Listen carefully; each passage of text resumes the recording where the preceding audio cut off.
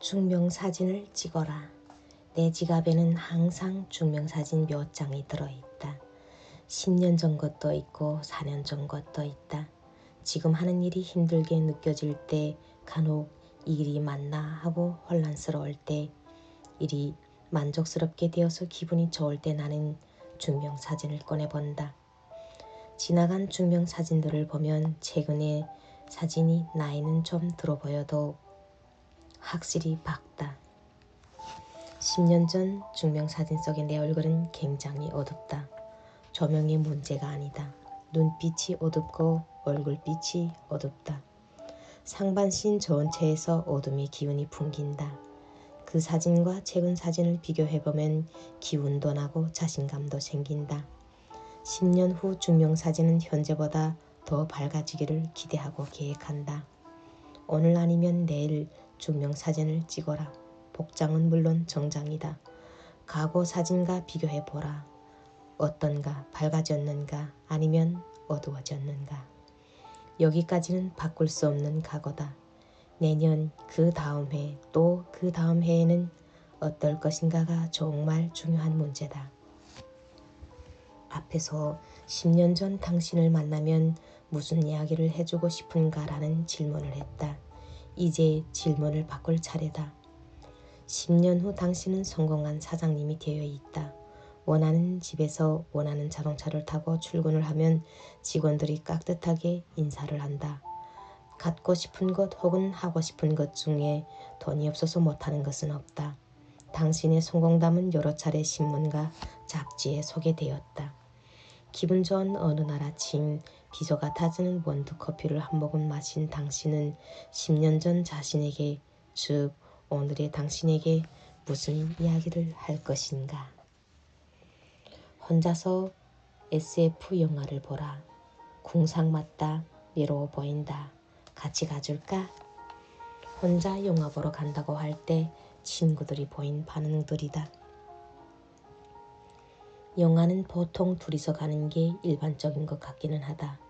가장 일반적인 조합은 연인이고 그 다음은 여자들끼리다.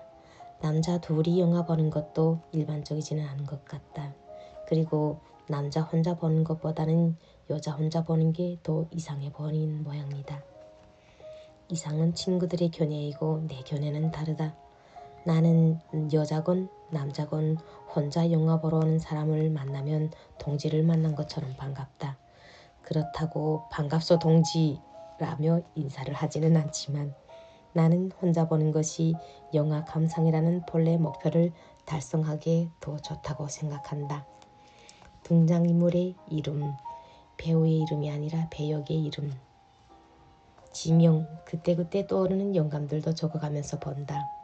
같이 영화를 보러 가면 영화가 시작하기 전까지는 그 사람에게 집중을 해야 한다. 매너 없는 사람이란 영화 보는 사이에 대답을 해야 할 때도 있다. 뭐랬어? 왜 저런 거야? 영화를 보고 나와서도 마찬가지다. 영화의 여운이 채 가시기도 전에 대화를 해야 한다. 혼자만의 영화평을 간직할 수도 없다. 적당한 수준에서 영화에 대한 평을 합의해야 한다. 그렇지 않으면 긴 이야기로 이어지기 쉽다. 혼자 보고 나오면 오랫동안 영화 생각을 할 수 있다. 여운이 긴 영화라면 하루 종일 그 여운을 즐길 수 있다. 모든 영화를 혼자 보라고 주장할 생각은 없다. 연간 10번 정도 극장에 간다면 두세 번이면 된다. 비디오나 케이블에서 보는 것은 제외다. 극장에서의 몰입도와는 비교가 되지 않기 때문이다. 많은 영화들 중에서 굳이 SF 영화를 보라는 건 미래를 다루고 있어서다.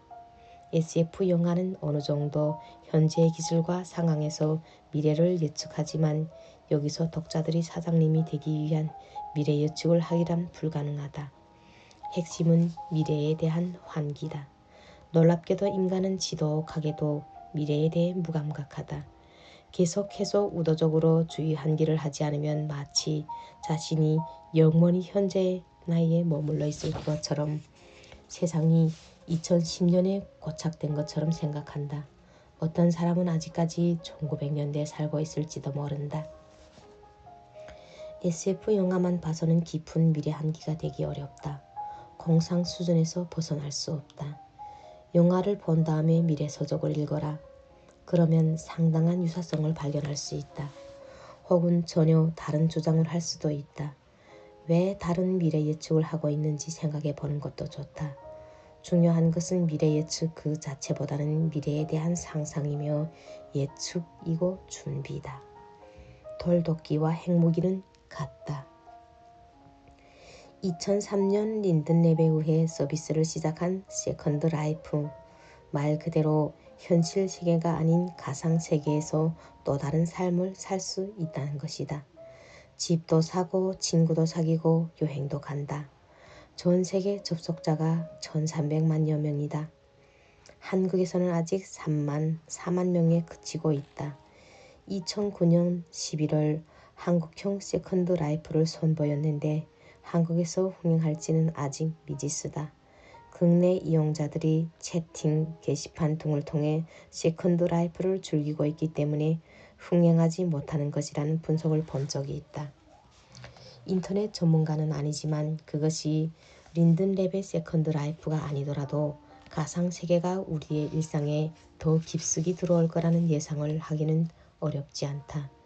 그런데 뒤통수에 잭을 꽂지만 않았을 뿐 영화 매트릭스와 정말 비슷하지 않은가. 물론 영화에서 인간의 자발적 선택이 아닌 기계에 의해 강제로 접속되긴 했지만 말이다. 2009년에 개봉한 브루스 월리스 주연의 서로케이드도 비슷한 설정을 하고 있다. 뇌과학이 하루가 다르게 발달하고 있으니 어쩌면 우리가 죽기 전에 직접 체험을 할 수도 있지 않을까. SF 영화를 보면 각종 정담 기술에 의한 도구들이 등장한다. 그 도구들을 하나씩 살펴보라. 영화를 볼 때 그 생각을 하기는 어려우니까 간단하게 메모를 해두자. 영화가 끝나고 미래 도구들을 떠올려보자. 그 도구가 새로운가? 기술은 새롭지만 도구 자체는 새롭지 않다. 봉화와 핸드폰, 말과 자동차, 돌도끼와 핵무기, 갑옷과 방탄조끼 등 다르게 생기고 월등한 기능이 있지만 도구의 역할은 다르지 않다. 도구는 인간의 욕구에 따라 만들어진다. SF 영화의 단거린 로봇도 힘들고 위험한 일을 기피하고 싶은 인간의 욕구에서 비롯된 것이다. 많은 영화에서 로봇이 인간의 멸망을 야기하는 적으로 등장하는 건 지능을 가진 기계에 대한 두려움을 나타낸 것이다. 세컨드 라이프에 접촉하는 사람들의 욕구는 무엇인가? 서로케이트에 나오는 기술은 어떤 욕구의 결과인가? SF 영화에 나오는 미래 도구들을 적어보라고 한 것은 거기에 숨어있는 인간의 욕구를 읽어보라는 것이다. 기술은 달라져도 인간의 기본적인 욕구는 변하지 않았다. 욕구의 대상은 달라져도 욕구 자체는 달라지지 않는다. 사귀는 사람은 달라져도 그 욕구는 사랑인 것과 같은 이치다. 욕구를 읽어내는 훈련이 되면 지금 세상에 존재하는 상품들의 욕구를 찾아내어 보라. 이게 바로 시장 조사다. 인간의 욕구를 모르면 사장님이 되기 어렵다. 범죄의 재구성에서 염정아가 연기한 구로동 샤론 스톤이 영화가 끝날 때 했던 말을 기억하는가? 사기는 테크닉이 아니라 심리전이다.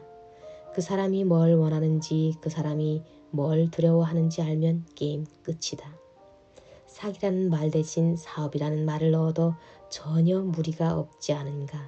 아니, 기막힌 정의가 아닌가. 사업은 테크닉이 아니라 심리전이다. 소비자들이 뭘 원하는지, 소비자들이 뭘 싫어하는지 알면 사업은 성공한다. 오늘도 이렇게 긴 내용이지만 잘 들어주셔서 감사하고요.